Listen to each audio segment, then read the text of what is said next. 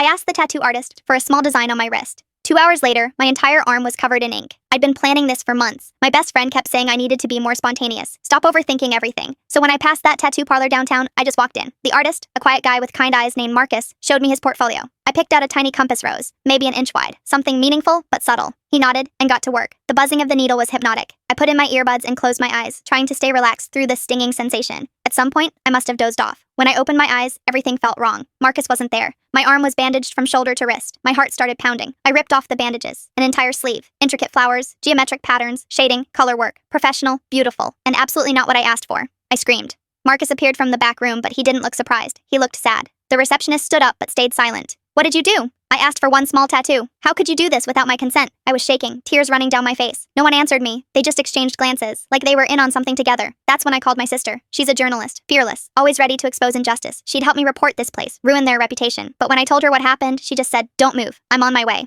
Her voice was strange, controlled, almost like she expected this. She arrived in 10 minutes. That should have been impossible. She lived across town, at least 30 minutes away in traffic, and she was carrying something, a long-sleeve compression sleeve, the kind athletes wear. But it was printed to look exactly like my skin tone, covering everything. "Put this on," she said gently, "until we figure out what to do." That's when I knew. You knew about this. She closed her eyes. "I need you to listen to me. You set this up. You planned this. Why would you do this to me?" She turned to Marcus and nodded. He quietly left the room, giving us privacy. "3 weeks ago, you went to the dermatologist for that mole on your arm," she began. "They biopsied it. The results came back. Stage 2 melanoma. They need to remove a significant portion of skin from your forearm. The scarring is going to be severe and permanent." I felt the room tilt. "Surgery is scheduled for next week. I knew you'd spiral. You'd stare at that scar every day and see cancer, see mortality, see loss. You'd hate your arm, hate your body." She took my hands in hers. "So I made a choice. If your skin was going to be marked anyway, if you were going to have something permanent you didn't choose, I wanted you to have something beautiful first. Something you could look at and see art instead of illness. Something you could blame on me instead of your own body." I looked down at the intricate sleeve, the flowers, the geometry, the colors. Marcus specialized in medical tattooing. He knows exactly where the incision will be. He designed this so that after surgery he can complete it. Turn the scar into part of the art. You'll never have to see it as just a scar. I collapsed into her arms, sobbing, as she held me tight in that tattoo parlor, surrounded by the buzz of needles and the smell of ink and the weight of her impossible love.